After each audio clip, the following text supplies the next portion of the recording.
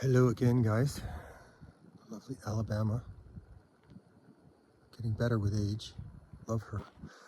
Today we're going to hike the McDougall Rim Trail, hopefully. That is Hartley Road. And if you Google the Niche Wine Company, Niche Wine Company, it's just up there. And just keep going past that Niche Wine Company on Hartley Road, I believe it's called. It's not picking it up, I don't think, but that's Kelowna right there. And the road gets you to eventually this spot where you'll probably see other vehicles parked. You can keep going that way, but it gets really rough very quickly there. A regular vehicle or even a truck or SUV would probably have difficulty carrying on much further that way. So from this parking spot at the end here, you've got trails that go up and they wind in a sort of more gentle way in either direction.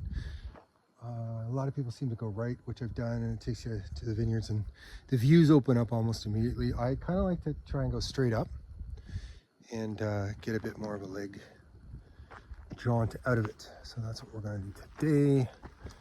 Not sure how far we'll go because when you get up and back, the terrain goes for many kilometers. So it's just kind of up to you how far you want to get going. Keep going. I don't think I'm even 10 minutes into this and already had a great workout. And this is the kind of view you're getting into even at these early phases. Let's keep going.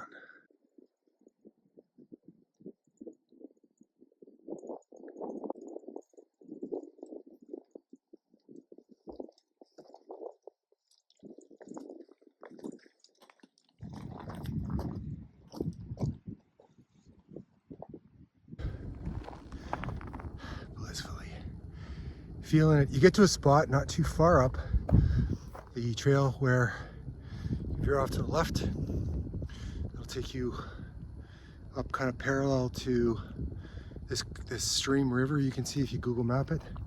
Keep going straight up to Hayden Lake, I believe it's called, or there's the trail option to veer right. I'm gonna go right. Last time I was here, I met a hiker who was very familiar with the area, and he was saying that if you stay to the right, you eventually end up at a cliff point or something. I can't remember what he called it, and he said it goes forever and ever and ever, and you're right along the side of the cliff that way. And as you can hear by the Apocalypse Now soundtrack in the background there, we're not far from the city at all. Beautiful day. Just noticed this guy.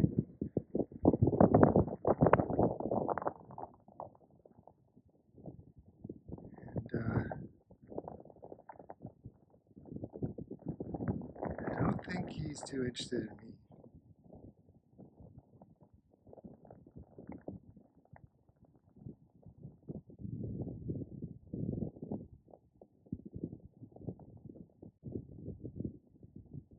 Sure, pretty sight.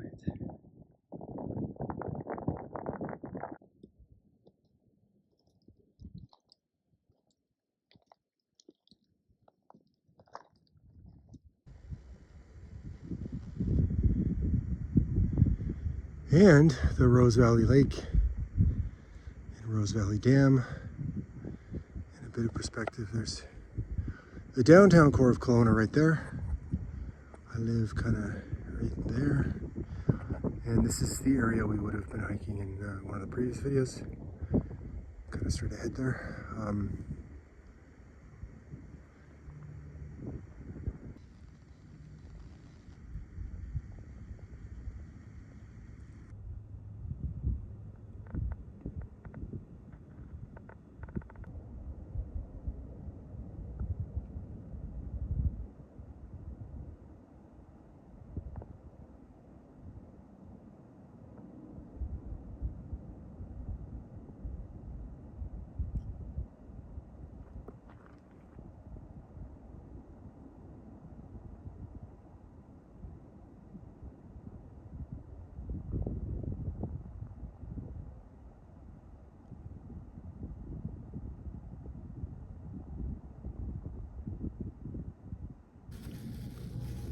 Wouldn't say I'm addicted to bulk barn, but I have a bulk barn habit. I'm there too much. They do have a lot of very healthy options, but I kind of go half and half. Chocolat.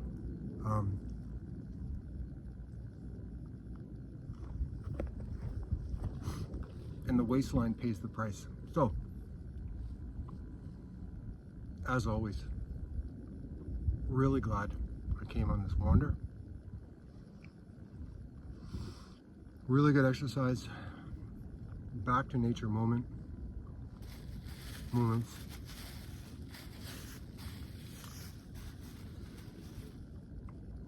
Eagles flying overhead.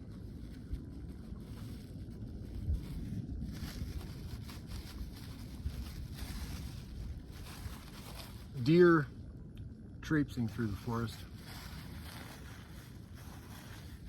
Fresh air.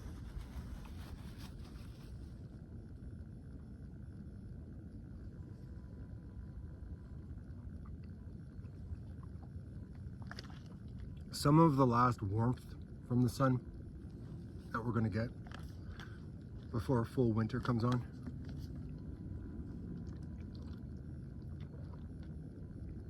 So there's the vitamin D UV benefit that way as well. Plus just the straight cardio, right? You're breathing heavy. Your legs are sore, got a little sweat going. It's beautiful. I think if civilization survives, and that's looking a little creaky lately, but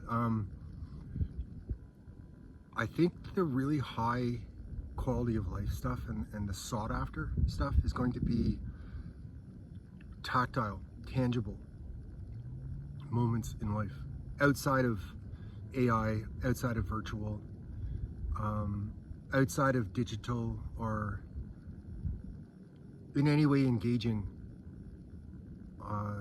the digital artificial realm. This, right, I think is going to be the most valued aspect of some of them. I mean, the human dynamics are the most, right? And then the other things that go with that. But by and large, when people have spare time, I think this type of thing is going to be the most valued. Exactly what we're up to here today. A little more chitty chat, and then I think we'll head her back. The self-revelation segment of this. Hey, some glasses frames. I'll take that. Take them out of here. So I wouldn't say I'm a cinephile per se, or movie buff, movie enthusiast, I guess you'd call it. I don't have encyclopedic knowledge of directors' works or eras in cinema or any of that, but I like my movies. And the film that affected me the most initially, many years ago, was the first Blade Runner film with Rutger Hauer. If I recall, I was in an intensely altered state of consciousness. First time I watched it, adding to the effect of the film. And at that moment, while watching and afterwards especially, I went, screw the world, I want to do that for a living. Meaning, be involved in the process of that. That movie, the original Blade Runner, is, if you're not aware, based on the novel called Do Androids Dream of Electric Sheep by an author named Philip K. Dick. He and I have the same birthday, by the way. So I'm pretty much a world-renowned, well-known author too, then, because I share the birthday with the guy who wrote Blade Runner. Oh, screw it. I'll keep going a little bit. I said I was going to call it, but I kind of want to keep going. Kind of got a second wind here. Don't want to go too far because sunlight's a factor. Yeah, the last thing I want to be doing is trying to get down this thing in the dark. Not going to happen. So we'll go just a little bit further and then enjoy this beautiful scenario. I mentioned when I started that After you get through the initial grueling phase, it flattens out, as you can see there. Nothing to it at this top portion here. Like a walk in the park through here. So a little further, and then out of necessity, we're going to head back to the vehicle and on to the next wander. I see a shot.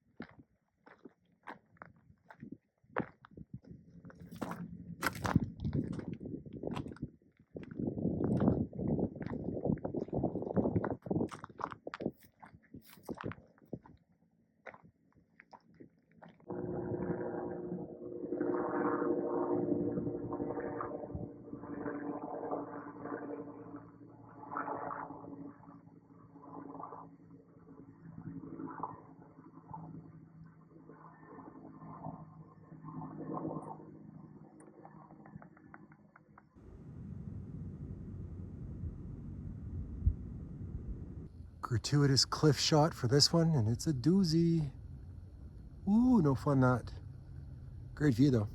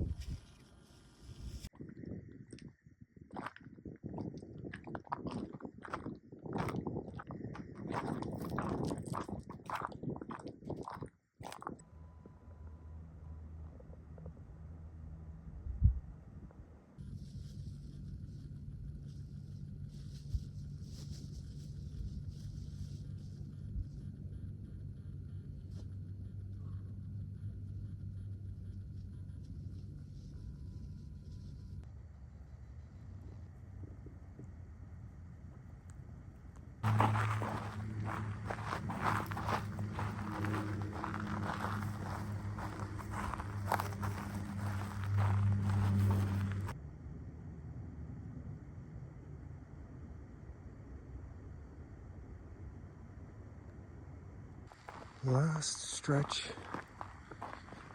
before we get back down to the car, and it is a little steep going, but there are gentler routes. I just choose to go straight up and straight. And there's the hottest car in showbiz, Little Miss Alabama, just came into frame. Always a welcome sight when you get back to your vehicle. I think that's about a wrap for the McDougall Rim hike up there behind me, and there's the other option. Really good day. Once you get past the initial intense phase that I chose to take up, it levels off and provides for this really gentle vista, depending on how far you want to go back. Absolutely incredible views, some of the best views in the Okanagan available, 10 minutes that way. And a great workout in proximity to the city. The helicopters that were a near constant today can be an annoyance, but if you saw that little clip I put out about the Christie Falls hike that I shut down because I was feeling spooked, there was a helicopter circling around me back there, and then I stopped at a couple spots on the way out just to have a quick fish and check it out, and the same helicopter came and circled around exactly where I was a few times there too. Getting annoying. And then I realized after I met some people on the road on the way out that the helicopter was a search and rescue. So the annoyance level goes down when you realize it's a life and death situation. I shut that that hike down because I was spooked back there, and I'm now thinking that I may have sensed some kind of duress going on because somebody was in a really, if they have a helicopter, I don't know, somebody's in a really bad way. Anyway, none of that is my experience because I never get back that far. It's never an issue that I've got to call search and rescue. One final one. These really serious kind of backcountry expedition folks, they'll bring these little Garmin things, and if they get in a really bad way, they push a button and it sends the emergency folks out. As far as I know, iPhones now have that, where if you don't have regular data or cell reception, it still has an SOS option, from what I gather. So if you are ever in that situation, literally gonna knock on wood here, that had never happened to either of us. You can use your iPhone. I assume Garmin has, or Android phones have a similar feature. So we're all good. There's the little basin. I guess people kind of camp here sometimes. This is one last review of this up from Niche Wine Company, which is right there. You walk by that vineyard right there when you take the gentler route, and folks stop here and park, get prepared, and then off they go into the backcountry. If we come back here again in the middle of winter, what I want to do is go back quite a ways further than what we did today and camp overnight and have a winter camping experience and capture it all on video and send it out to you guys. Thanks for watching, guys. I never know when, but I'll see you again. Probably about 3 days or so.